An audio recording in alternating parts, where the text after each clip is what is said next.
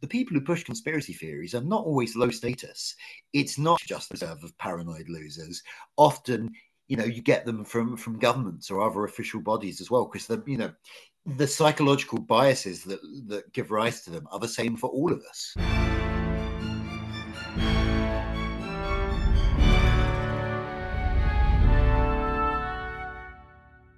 On the 6th of November 1966, Paul McCartney died in a car crash, and he was replaced in the Beatles by William Shears Campbell. Now that's not actually true, but it hasn't stopped many people to believe that it is. This theory is just one of many conspiracies that I discussed with Jonn Elledge, co-author with Tom Phillips, of a book on their history. We talk about whether we're living in a simulation, JFK and Abraham Lincoln's assassinations, crop circles, and many, many more. But as you heard from John at the top there, it's not always internet obsessives who push these ideas. Jonn Elledge is a journalist and author who's written for the New Statesman, The Guardian, and writes a regular Substack, which I highly recommend. Links to what we discussed are in the show notes, including his book. As it's the Christmas season, I'm so generous I decided to drop plenty more episodes than normal. So coming up, I've got Winston Churchill with David Reynolds. The Film Club deals with the much maligned Napoleon. Tom Petch and Gavin Mortimer thrash out who started the SAS. And there is much, much more. So please share, rate and review. Until then, I'm going to hand you over to me and Jonn Elledge discussing the history of conspiracies.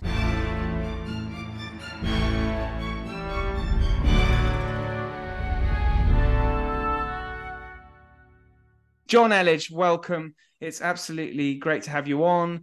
And I'm talking to you because this being a history podcast, you've written a very enjoyable history of conspiracy. The title is Conspiracy: A History of Bollocks Theories and How Not to Fall for Them. That the title clearly gives your view of what you think of conspiracy theories, I assume. Yes. I mean, firstly, I should say I co-wrote the book with a chap named Tom Phillips.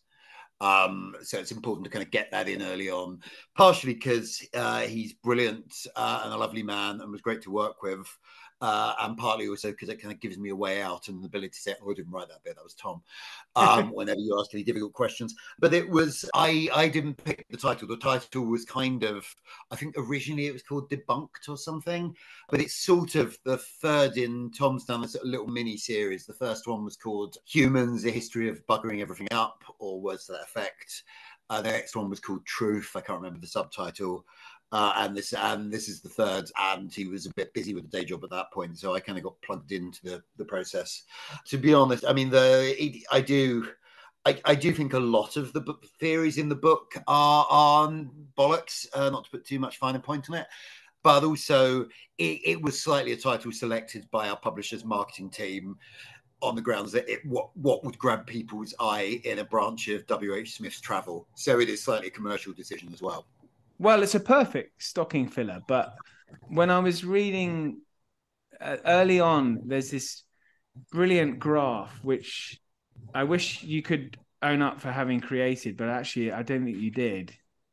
No, it's the one, I'm going to see if I can find it. It's the one visual in the book. Everything else is our own words. For listeners, I'm going to put this in, it'll be in the show notes. Yeah, Abby Richards is the name of the woman who came up with it, the conspiracy chart. Yes, it's absolutely perfect, I think. Well, actually, I should hesitate to say the word perfect, but it is close to perfect. It sums up exactly, because so I wanted to start off by asking you, really, for listeners, we should probably settle on how we define a conspiracy theory, because for listeners' benefit and for John, for your own benefit, actually, for those listeners who've not listened to the episode just a couple of weeks ago, we have a regular film club where we talk about a film based on history, and we picked JFK to coincide with the 60th anniversary. Oh wow! Yeah. Yes. Mm-hmm. Which is it's a great film. It's a terrible piece of history. That was the conclusion that I made. My counterpart, who I do with a filmmaker, he's a little bit more persuaded, so he appears on your graph, or not your graph, Abby Richards' graph. He appears there. He's a believer in the conspiracy. I always used to be, but I'm convinced that Lee Harvey Oswald did it. But anyway, let's just move away from JFK. We'll come back to that later. But it's interesting. Should I describe this chart in some way, just so people know what we're talking about? Yes, please. So, I mean, one of the early chapters of the book is literally called "What is a Conspiracy Theory?" because we thought it would be quite useful to define terms. We kind of like look at a couple of different typologies, I suppose. That's not quite the word I'm looking for, but ways of categorizing. One of them was summed up by this 2021 chart by Abby Richards, which has grounded in reality at one end, and it's stuff like, you know, Watergate. What else is there?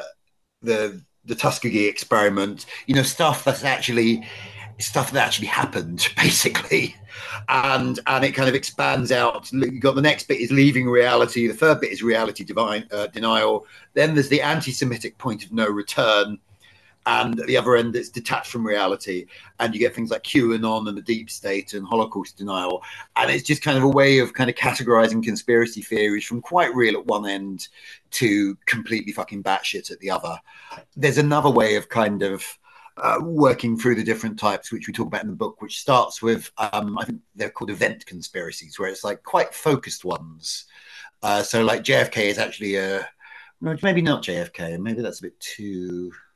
I know the death of Princess Diana. There you go. That's a similar one, which is like, you know, it's quite, some of those theories are mad, but it's quite simple. It's about one thing. Doesn't involve a spaceship.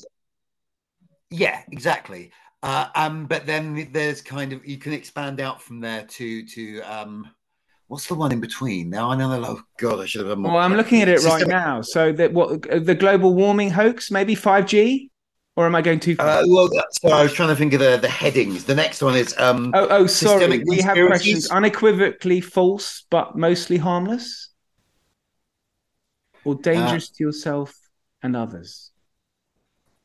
Or are we going speculation line, leaving reality, reality denial, and then the answer? Oh, sorry, I've moved on to a different thing. That's the problem. Oh. Sorry. You can go from event conspiracies, which are quite straightforward, through things which are categorized as systemic conspiracies, where you're kind of dealing with things that explain lots of things at once, to things like QAnon or the Illuminati, which are referred to as super conspiracies, which is where like all of these different systems kind of get involved and bang into each other. The reason, so like, you know, anything happening in the world today can plausibly be explained by QAnon. If you are down that rabbit hole, you know, the war in Ukraine or the war in the Middle East, or what's happening with energy prices right now, all of these things could probably be traced back to Donald Trump's efforts to overcome a ring of left-wing pedophiles working out of a Washington pizza restaurant basement. The reason we felt it was important to kind of work through a couple of these different kind of taxonomies, that's the word I was looking for, different kind of taxonomies, is because one of the things we bang into a lot in the book is that there are a lot of conspiracies that actually happened. Like some of the things, some actual history sounds completely mad. Like if you had gone up to someone in like 1913 and said, there's going to be a world war, there's going to be a massive European conflict next year because of a group of people currently meeting in some Serbian coffee shops, planning to assassinate the heir to the Austro-Hungarian throne, that would sound as mental as anything that anyone's ever said about JFK, but that was real, you know? So like one of the things we banged into a lot in the planning of the book is like how to deal with the fact that some conspiracies are real. Like, are they still conspiracy theories or are they something different? Well, I mean, first thing I'd say is that's what I really enjoyed about the book is there is a lot of there's very much an awareness of historical fact. I don't know if you've studied history as a undergrad degree or something. You clearly have a grasp. No, my degree's English, but I'm a nerd, so I read a lot of history. Well, it comes over, but yeah. So I was going to ask you about this because I would assume that in order for a conspiracy theory to be defined as we know it, it has to only be a theory. It can't be true because then it's no longer a theory.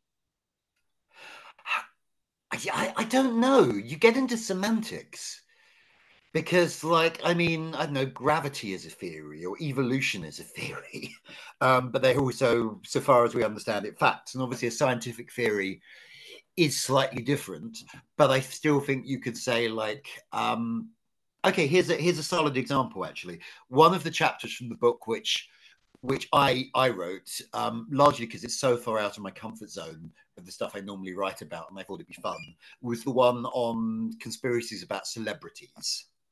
Like, Paul McCartney died in a car crash in I loved 1966. reading that because I'm reading the 4321 book by Craig Brand right now. So it's Craig Brand. I've probably not got the name right, but anyway, Oh, I've sorry. not read that. Is that a new Beatles book?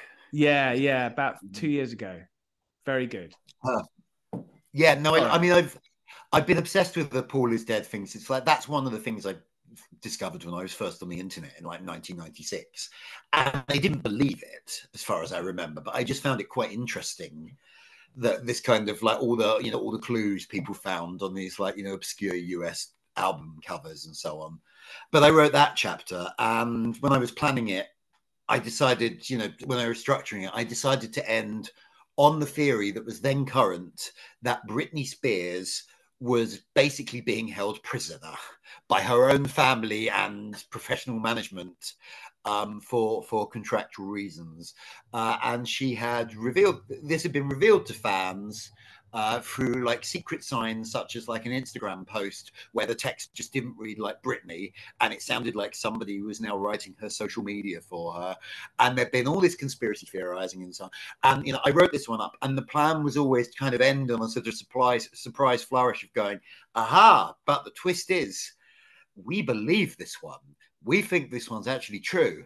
And the slight problem was that between the first draft and it going to the publishers, it came out that it was in fact true, and she was being held prisoner by this thing called the conservatorship. And basically, the conspiracy theorists on that occasion were completely correct. So the point between like this mad theory appearing online and it turning out to be true, was that a theory or not? Because if you argue that it's only a conspiracy theory if it's bullshit, then that is not a conspiracy theory. But as far as we knew at that point, it was. Yeah, I don't necessarily mean bullshit, more unproven. Unproven. Okay, yes. That I think that fits better, but it gave me an opportunity to kind of do the Britney Spears spiel, so I'm happy with that. Well, the Paul McCartney chapter I just loved because I think everyone knows about the barefoot across Abbey Road. That's probably the most. Is Yeah. that just me? I think that's the most famous sort of example, the specific example of the conspiracy. But it Yeah. goes well But it's beyond that. also yeah, no, it's so like one part of the theory was well, he's not wearing any shoes, and that's because they don't bury people with shoes, which is not true. They do bury shoes with I was people. going to say, There's a, yeah. there's a car in the background which I think on the number plate is 28IF, 28 if. That is the age Paul McCartney would have been at that point if he had survived. The problem being that at that point he would have been 27. So, like the other problem with this theory, of course, is that we know who made it up and we know why. Like you can date it to a specific point. I think it was a radio show host and so bored late at night. And I think it was campus gossip somewhere in Michigan. I can't remember the name of the university city, but people were making jokes about this on campus, and someone called into this radio show, and the DJ was bored and started taking more calls upon it, and it sort of spread from there. And we literally know the origin of this one, and that nobody involved was taking it seriously.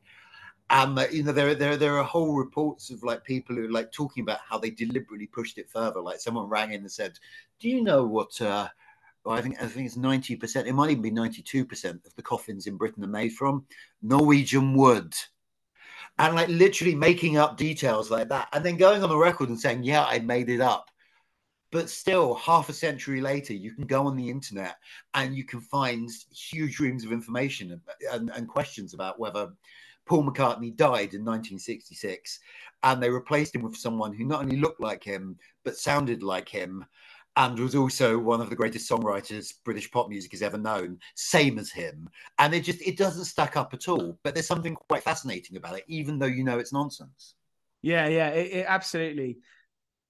I guess because they had quite a high percentage of talented songwriters in one band. Oh How did yeah, they which get? is, I mean, yeah, I mean, like that's convenient, isn't it? Who arranged that? Yes. So I mean that okay. I get that's close to another thing about conspiracy theorists. in that they do believe strongly that they know. Okay, so they've looked into it. They've got a lot more research than you or I do. They know a lot more than we do. What's going on there? They love a footnote, don't they?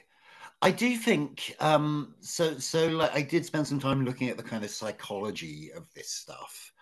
And there's all sorts of factors that go into this, one of which is a thing called proportionality bias, which is like if you think of something like, and hang on, back up a bit. So much of it is like human intelligence is basically pattern matching. So like if you are the ape in the jungle that can like recognize the tiger in the bushes, you have a better chance of surviving to pass your genes on than the next ape that can't do that. And if you kind of think it through, there is more of an evolutionary cost for being the one who doesn't see the tiger than there is for being the one who sees too many tigers, who sees tigers where there are no tigers. So firstly, I think like paranoia is kind of bred into us. Secondly, like as I say, it's intelligence is pattern matching. We sort of link causes and effects, and therefore work out how to use those things. But one result of this is this thing called proportionality bias, where we sort of assume that like a big effect must have had a big cause. So you get something like the JFK assassination, which is obviously this massive moment of national trauma.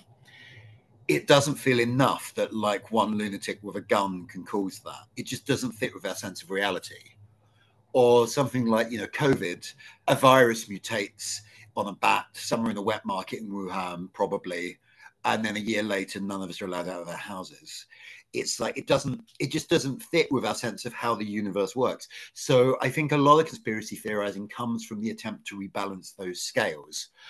So all these things are in the mix. But in terms of like you were talking about people who've done their research, I think also a big part of it is people want to feel special.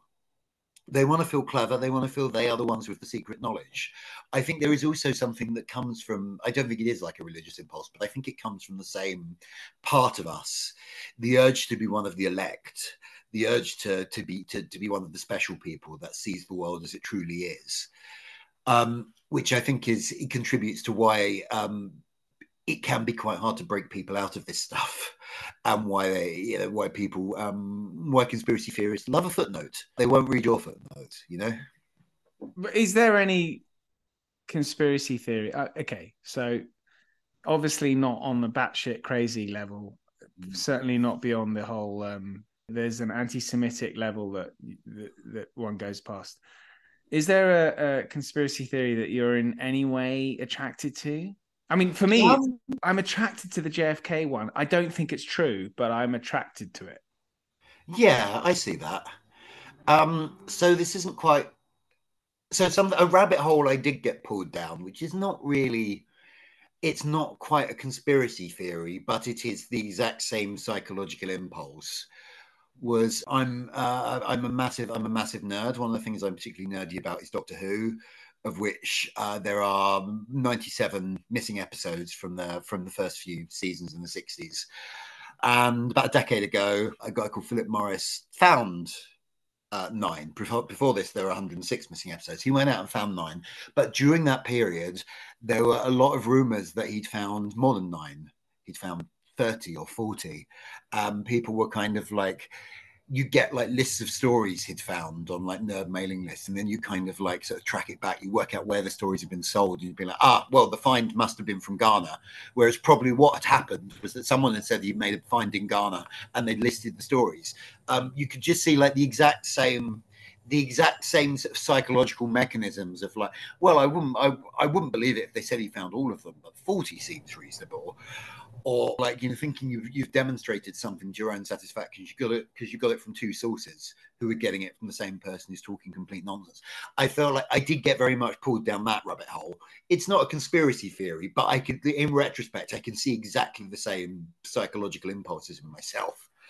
The slightly unnerving thing that happened during the writing of the book, which I'm going to say up front, at no point did I start to believe this, but I did slightly freak out when I interviewed a guy whose name currently escapes me, but who's one of the world's sort of most prominent and famous media flat earthers. Like, this guy goes around the world to flat earth conferences, and he went on like Richard and Judy or something to talk about it. And I interviewed him, and he was a lovely man, didn't mind at all kind of like being questioned or laughed at.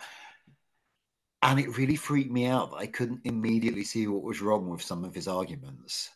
Like, I just couldn't, like, so like one of them, if you take a picture from the top of a mountain at the right kind of day, you can see things on the picture that should be around the curvature of the earth. They should be out of sight, but they're not. And I couldn't immediately see what was wrong with that argument, because it's a complicated thing involving like refraction of the light at that particular time of day. It's not something that makes instinctive sense. But because that freaked me out so much that I couldn't just immediately dismiss and disprove this guy's ideas, I ended up writing about 4,000 words, I think, demonstrating that the Earth was a globe. And it was in an early draft, and Tom gently suggested that I probably didn't need to prove the Earth was a globe. We could take that as human knowledge. I'm always fascinated by the flat Earth thing, because that relies on a number of other conspiracies, doesn't it? Like, for example, we haven't been up into space to prove that it's a yeah. Every picture from space would have to be a lie. But this is another. So this is actually this is something else that we found we kept banging into, is things you think of as conspiracy theories aren't necessarily. So like the idea, like conspiracy theories in the modern age are very much linked to aliens, like Area 51 and Roswell, and which two places that people tend to sort of mentally combine, and like 1,000 miles apart or something. But there is no, it is not inherently conspiratorial to imagine that alien life exists, or indeed that alien life has visited Earth. The conspiracy comes in the idea that somebody is trying to suppress that knowledge. So that's another reason I think people sometimes get sucked into these things. People get attracted to conspiracy theories because it explains why something they believe is not visible, if that makes sense. I think we ended up calling this implicit conspiracism. Yeah. Also, they kind of come in waves as well, conspiracy. So at the moment, I don't think anyone's talking about Area 51 and aliens visiting the planet. Whereas in the 90s, X-Files might have something to do with it. It was huge. Yeah. And crop circles, of course. Yeah. Well, actually, so a couple of things about that. Firstly, in, I think, 2021, the New York Times ran a series of reports which confirmed that the US government not only had been interested in UFOs, it had specifically funded projects to discredit people who were interested in UFOs. Some of the paranoia there turned out to be bang on the money. And it wasn't because the US government believed in aliens, or let alone had access to alien tech or something. It was because it was worried that it thought maybe the Russians would have secret spy plane technology, and it wanted to kind of discourage people from looking too closely at it, because it thought it would generate loads of false reports or something. And it had the exact opposite effect. But there was a documentary in, I think, 1966 by Walter Cronkite, where they got Walter Cronkite, the US, the well-known American TV anchor who's on TV for decades, to front a documentary about how people who believed in UFOs were all kooks. And the US government was really doing this. So it's kind of interesting that, like, nobody talks about this now. Now it has turned out that some of this stuff was actually true. The other bit, so I'm very aware I'm just ranting at you here. So, no, not at all. I'm listening. As long as you're happy. You also mentioned crop circles, which we talk about at some length in the book. It's one of Tom's bits. But the reason we talk about that is because crop circles were a conspiracy theory. I remember. And we know the name of the yeah. But do you like remember in the 90s? Did you? Sorry to interrupt you. I know this is very rude of me, but do you know when you were? Can you place yourself back in the 90s? And did you? What did you think then? I was a kid. I'm in my early 40s, so like I remember. I'm in my late 40s, so I genuinely didn't know what caused it. And it turns out to be two blokes with a rope with a couple of bricks on the end. And they were sitting in a pub in like 1979 and just decided it'd be a laugh. Which is why crop circles kept appearing in one particular bit of Wiltshire near to main roads, because it was easily accessible. So like, and this became huge. Like there was a guy who was called a serialologist or something, some ridiculous job title like that, who like some investigative reporter got to kind of like come out and identify a crop like to look at a real crop circle these guys had done. It was like, yeah, I can verify this is definitely the work of aliens. And then they brought out the blokes who'd actually done it. And like he genuinely was so embarrassed he'd quit his job and changed his career. Um, the thing I find interesting about this is like we do sort of put crop circles in that kind of like, something weird is going on. Someone is hiding something from us. But we imagine it's aliens. Oh dear, drop the book. We imagine like there's alien life or the government is suppressing something or whereas it was a conspiracy theory, the boring, mundane explanation of it being two blokes coming up with the idea in a Wiltshire pub is a conspiracy, but that is not the version of it that people imagine to be the conspiracy theory, Yeah. So, okay. So I know I've been dancing around the JFK thing. You probably haven't because you dismiss it as idiocy. But I am terribly seduced by it. But I know that I'm pretty as sure as I can be that Lee Harvey Oswald is the lone killer. But there are a number of so, for example, we know that the US government lied to its people throughout the 50s and 60s, and then we know about Watergate. We know that this was a period where conspiracy was almost, I mean, not commonplace, but it was a thing, and then we now know.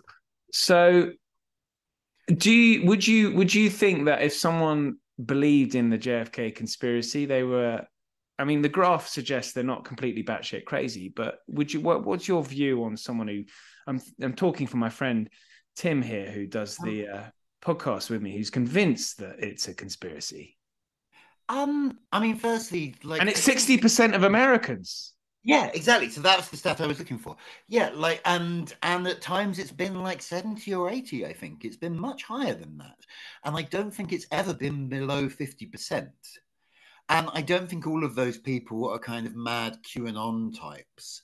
I think what is going on there is like there is a problem in polling more generally that often if people can't answer, they don't fully understand the question or they can't get their head around it, they sort of mentally replace it with an easier one. So like, I mean, think about the Brexit referendum where like, I think actually, if we were honest with ourselves, a lot of us in this country had an instinct as to which side we'd be on that. But like, could we honestly sort of make an argument, a mathematical, convincing argument that it was a good idea or not? Probably most of us could not. So instead, we were answering different questions like, do I like David Cameron? Or like, do I like Nigel Farage? It's like, which tribe do I see myself in? And I think that this JFK polling, I think it performs a similar function. I think it's valuable as like, a barometer for levels of broader trust in the US government at any one time. I don't think people necessarily take it entirely literally. The other thing is like a conspiracy to murder JFK could mean a lot of different things. So like at the more extreme ends, you get into like, was he working with the CIA? Was he working with the Russians? Was he being funded by Cuba or something? Yeah, I'm not interested in the mafia. That's a boring one. No, but this Has to be is what I mean. It could also be a conspiracy if Lee Harvey Oswald had one friend. Yes. There's two gunmen. At that point, it is a conspiracy, right? So like, a conspiracy could mean a lot of different things. So I think like that, I don't think it's necessarily that illuminating a figure. When you see like most Americans have always believed that there was more than one person involved in the JFK assassination, I don't think that tells us very much other than like, and also there are what look like unanswered questions, which I think that I don't think any of them are unanswered. I think like the magic bullet stuff, which obviously is a big sequence in JFK. That's all which it suggests that like if there's only, was it 3 shots or 4? I can't remember. But however many shots there are, For it to be that few, one of the bullets has to do some weird thing where it kind of doubles back and like so, which is the magic bullet.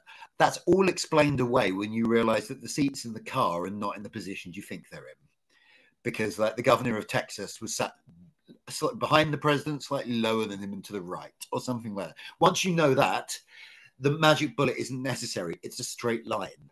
It is just that, you know, we assume things that are not the case. Yeah. There was another one of these, and I completely lost my train of thought as to what it was going to be. Sorry. What, JFK wise? Yeah, there was another thing I was going to explain away, and I can't remember what it. Oh, that was it. The other thing is that the US government around that time was hushing stuff up. Like, it was not talking about some of the CIA's dodgier activities. A few years afterwards, the Nixon administration would come to power and would secretly ramp up the Vietnam War without telling anybody, even before it got to Watergate. And like when the Warren Commission, which investigated the assassination, reported, it did come under pressure from Lyndon Johnson, the guy who succeeded JFK as president. It did come under pressure from Lyndon Johnson to downplay certain stuff. Now, so far as we can tell, the reason for that was because he didn't want certain of the dodgier CIA activities to go public. He wanted certain things to remain in the dark. It had absolutely nothing to do with the assassination itself. It was just about like broader sort of government secrecy. But this was a point where like that secrecy was first becoming visible. And you throw in like, you know, the political atmosphere of the late 1960s and the Vietnam War and everything, and the counterculture and everything else, and you just get this, and the national trauma of a president shot live on television, essentially. And you just get this kind of toxic mix of like people not trusting the official narrative. I wanted to talk about another American president because I think this chapter in your book is so good on Lincoln and his. So Lincoln, cut and dry, they find the guy pretty soon after the assassination. Yet, yeah, like dozens of people saw him do it. He jumps onto a stage, like, you know, he's very, very visible when he shoots the president.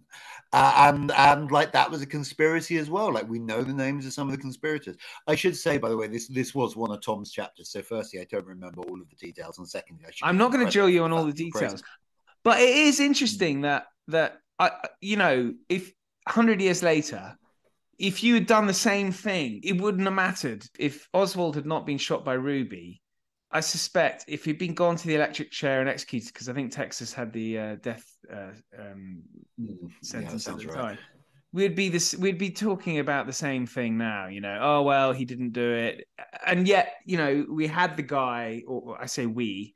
The authorities had the guy in 1864. So yeah, and yet still, like, it's all forgotten now because it's been displaced by the JFK stuff. But after the Lincoln assassination, there were conspiracy theories about that. And again, it was a sort of time of national trauma because like this came at the tail end of the US Civil War. So like, and the authorities massively, like the authorities saw a conspiracy there as well. Like the US government thought it had been a conspiracy. And like this is another recurring theme of the book actually, is like we sort of often imagine like conspiracy theorists to be like unwashed, unshaven men in their parents' basement spending too long at computers and so on. But actually, you go through history, there's quite a lot of conspiracy theories that come from elites and governments.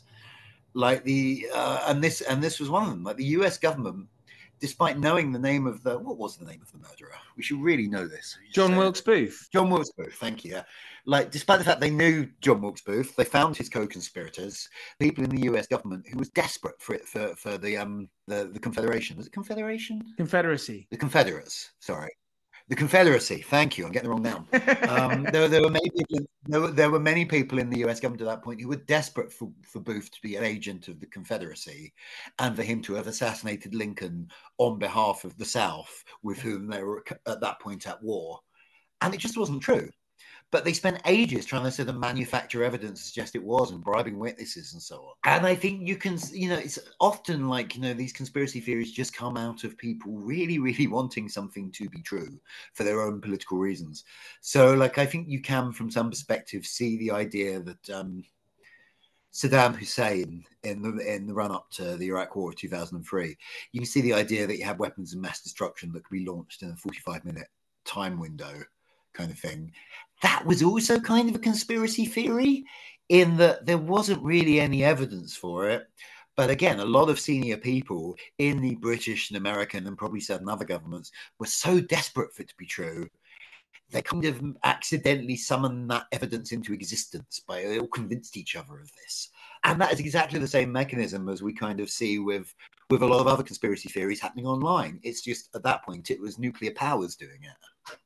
I guess the marketing then is really important, isn't it? So, you know, if it's marketed by a government, it's a lot more convincing to the audience. You know, if it's people on the internet, it's a little less likely to sink home. Yeah, although I mean, like I do think like when But I things are guess it stated, doesn't become a conspiracy theory if the government's telling you it's a conspiracy. yeah, we're into that sort of definitional question again. Yeah, I think yeah, again, yeah. this was often in Tom's bits of the book, but the reason he kept Sorry. hammering this. No, it's okay, it's okay. I'm just saying I'm speaking on behalf of my co-writer. But I think the reason he kept hammering this home was specifically because we do sort of imagine conspiracy theorists as them. It's those weirdos over there. Whereas Yeah. that one of the things we really wanted to do with the book was firstly say, actually, if you look at the evidence, we all have the potential to fall for these things. It just depends on finding the right theory and the right context for it, the right sort of emotional low point or whatever it may be. And the other point we wanted to hammer home was like the people who push conspiracy theories are not always low status.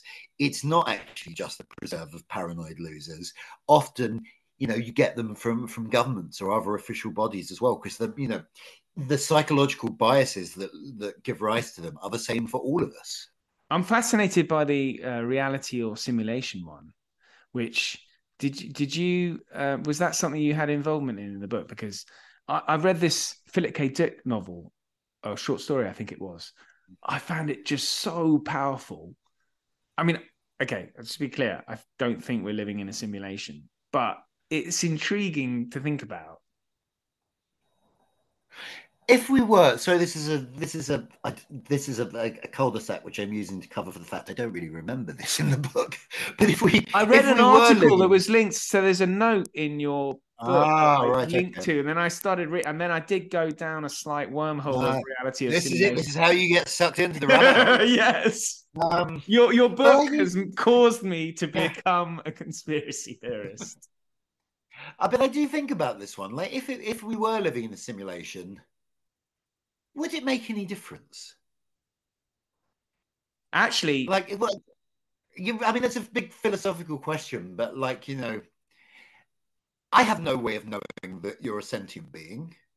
You have no way of knowing that I'm a sentient being. We just take it on trust because we seem to be. But you know, yeah. So I just can't kind of work out like what would that actually be different? Like maybe some sort of godlike being could switch us off. It's like, yeah, well, an asteroid could hit. I don't know. I'm just never quite convinced that this is quite as I'm horrifying as skeptical of the amount of RAM that would be required to power the computer that could do all this. Oh yeah, but Moore's law. I give it a couple of thousand years. We're going to have a lot of. A lot of Although RAM. presumably at some point you run into the problem that like you have a physical resources limitation, don't you? Anyway, this got nothing to do with conspiracy theories at all. We really have gone down a rabbit hole there. We have. I'm sure that's going into the future was the exact opposite of what this entire company is all about. So, John, this has been really good. I think I've covered every. One I wanted. Okay, so there are conspiracy theories that we're nearly done here, but there are conspiracy Right. theories that were thought to be conspiracy theories, and perhaps they're not. So, I'm thinking, and I'm thinking about Russian involvement in elections. Yeah, Now there is I Russian think that. involved. There's attempts, aren't there? But it's not really as quite how it's originally spun. I think people sometimes imagine that like I think it's basically around that like the Russian government does employ people to mess with Western elections. And I think there's often a tendency to think like, well, they were trying to throw the referendum to Leave, they were trying to throw the presidential to Trump. And I think they probably were, but also I think they're just trying to fuck shit up. I don't think it actually matters. I don't think it's so much that they're after a particular result. I think it's more about the sort of destabilization. Like there's a bit in Hannah Arendt, the what's the book called? Her famous one, The Origins of Totalitarianism. There's a bit in that which I think about a lot, where she talks about how the purpose of propaganda is not actually to convince people that the propaganda is true. It is to undermine their faith in the concept of truth. Like to just so that like, you know, people just are cynical and dismissive of everything, which I think you can see a sort of instinctive grasp of that in the way certain politicians of our recent history have done politics. But I think that was what the Russian sort of troll farm was really about. It was about destabilization by just making us all jaded and not trust things, rather than about an attempt to achieve a particular political goal. The other thing is, like, there are also a lot of people on the internet who do just tweet like they are bots. Like there's a lot of people who just come across like they're not actually proper people. They're just like tweeting such random illiterate nonsense. Like, well, that's a fucking bot, isn't it? And often, no, it is just someone who's like can't spell very well and isn't paying that much attention. You know, probably sort of overrate the extent to which this stuff is happening, but it is happening. I'm always intrigued as to what these bots are. Are they people who are just told to tweet stuff, or is it a machine doing it? Is it AI, you know, like a program that's running it? I think so. This is on the edge of my knowledge, but as I understand it, often it will be people, like it will be largely automated, but there are people there who can step in if like an actual conversation happens. So like maybe the first tweets are automated, or like the first couple of responses, but there will be people there who can kind of like add extra details and so on if required, I think. But I'm slightly on the edge of my knowledge here. Are we now, I mean, we're coming to the end. Are we more prone to conspiracy than ever, do you think? I think it goes in waves. I think you can so like as I seem to recall that the earliest conspiracy theory we could find for the book, there may have been earlier ones, but the earliest one we could find and that we write about was the death of the Roman general Germanicus, who viewers of the BBC's I Claudius will remember as his hunky older brother, who dies on campaign somewhere in Syria or something in, I can't remember, it's like 31 CE or something like that, but who, like, it's not clear why he dies, and he's lying in his deathbed for so long that he has time to start two conspiracy theories about his own death, accusing different people of having murdered him. And he may have been poisoned, but he may also have just had cancer or something. We don't, and it's impossible to know 2,000 years on. But we included that to kind of point out like quite how far back this stuff goes. Or the blood libel, the idea that Jewish communities use the blood of Christian babies in their ritual, which is like one of the oldest anti-Semitic slurs, originates somewhere off the Norwich Ring Road in the 12th century. And it's a literal conspiracy theory. We can point to the particular conspirators. So this stuff has always been there. I do think we've been through a particularly big age for it the past few, but even like, I mean, so there's a lot of it in the late 60s and 70s. And then I think it kind of fades for a bit. In the 90s, there's kind of this sort of kitschy interest in it, but it's like, it is the X-Files thing. It's like people are interested in it. People don't necessarily believe it. And then the internet gets going and it kind of surges again. I think to some extent, it relates to broader feelings of physical or financial insecurity. Like when things are going wrong, it is easier to have somebody to blame and to think, well, it's like, you know, my business is going under. It's probably because of, I don't know, the immigrants or the Jews or the Jesuits, rather than just like broader economic forces over which nobody has any control, have just screwed me over. Like some bank in Iceland made a bad bet, and now suddenly my business is going under. That's not a satisfying narrative, whereas having someone to blame is. So these things do tend to kind of go in waves. I do think though the internet and social media has kind of led to a particular spike of this stuff, partially because it's made it much easier to get information. which may partly because it's undermined our ability to tell whether that information is accurate. Like, we can't tell whether we're looking at, you can't always see immediately whether you're looking at something that's been reported in depth and fact checked, or whether it's just been made up by a bloke somewhere. But also it's made it easier to get organized. Like, once, if you were a flat earther in, I don't know, Luton or Chelmsford or some other kind of mid-sized town, you probably weren't going to tell anyone you were a flat earther because you knew people would laugh at you for it. Whereas, like, now you can find the other flat earthers in your town and you can all go to a pub and you can start campaigning and so on. So it's just made it, in the same way, I think the internet has made it easier to be, I don't know, gay in a small town, because you can find the other gay people in your small town. You can connect with people who share your interests. Those interests are not always positive. They can also be conspiratorial nonsense and anti-Semitism and so on. Your mention of antiquity pleases me, because there is a conspiracy theory around Alexander the Great, isn't there? Either his father's death or his own, which I'll let the listeners linger on. But this has been fantastic, Jonn, and particularly recommend. Thank you very much. Perfect stocking filler. This is ideal stuff. I really enjoyed the book, so thank you for coming on. It's been fantastic. Thank you very much for having me. This has been fun. Thanks very much for listening. Links are in the show notes. Please share, rate and review. But until next time, thank you and good night.